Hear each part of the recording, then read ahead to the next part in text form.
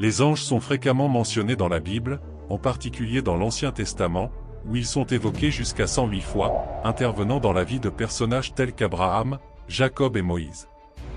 Cela nous amène aux anges les plus mystérieux de la Bible, les Ophanimes. Que sont les Ophanimes? Le terme Ophanim en hébreu ancien fait référence à des roues. Au singulier, on les appelle Ophans. Les roues sont mentionnées à plusieurs reprises dans l'Ancien Testament et peuvent désigner les roues normales d'un chariot ou d'un char de guerre. Mais ce qui suscite un intérêt particulier, ce sont les roues sur le trône de Dieu, mentionnées dans la vision d'Ézéchiel.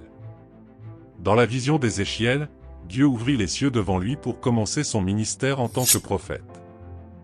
La description de la vision des Ophanimes est difficile à définir sans prendre en compte l'ensemble du contexte de la révélation. Dieu a choisi de lui montrer cette vision étonnante comme commencement de son ministère. Ézéchiel observa un nuage sombre et menaçant de foudre et de feu approchant du nord. À l'intérieur du nuage, il y avait 4 êtres lumineux qui brillaient intensément.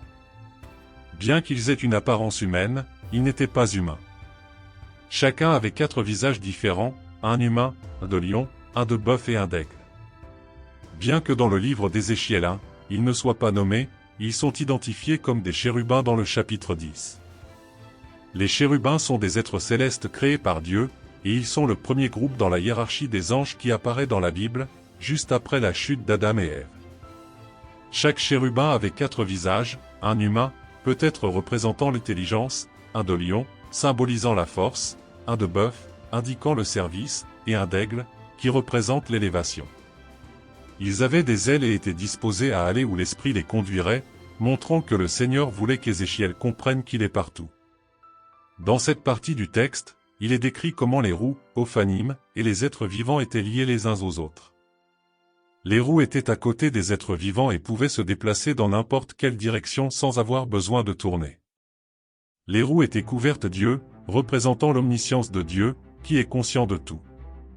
La vision d'Ézéchiel est difficile à visualiser complètement, mais elle semble être l'image d'un magnifique chariot avec 4 roues, portant le trône de Dieu. La scène donne l'impression de mouvement continu et d'activité, mais sans chaos ni désordre.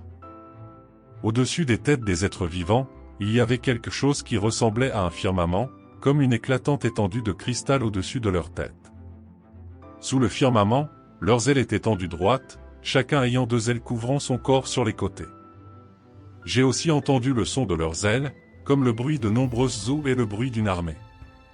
Quand ils s'arrêtaient, ils baissaient leurs ailes, et depuis le firmament qui était au-dessus de leur tête, une voix parlait quand ils s'arrêtaient. La vision transmet le message du magnifique pouvoir de Dieu, réconfortant Ézéchiel en lui assurant qu'il était en contrôle et qu'il n'y avait rien au-delà de ses capacités. Lorsque quelqu'un fait l'expérience de la magnificence et de la grandeur du Seigneur, la réaction naturelle est de s'incliner en révérence. Ézéchiel a reçu cette vision pendant des périodes difficiles de son ministère pour lui rappeler que Dieu était en contrôle depuis son trône dans les cieux, même s'il était loin de Jérusalem. De la même manière, les croyants d'aujourd'hui peuvent se sentir comme s'ils étaient en exil dans ce monde, entourés de mal et de comportements immoraux.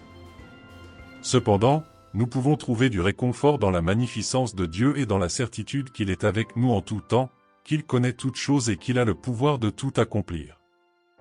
De plus, il nous a donné son Saint-Esprit comme notre aide.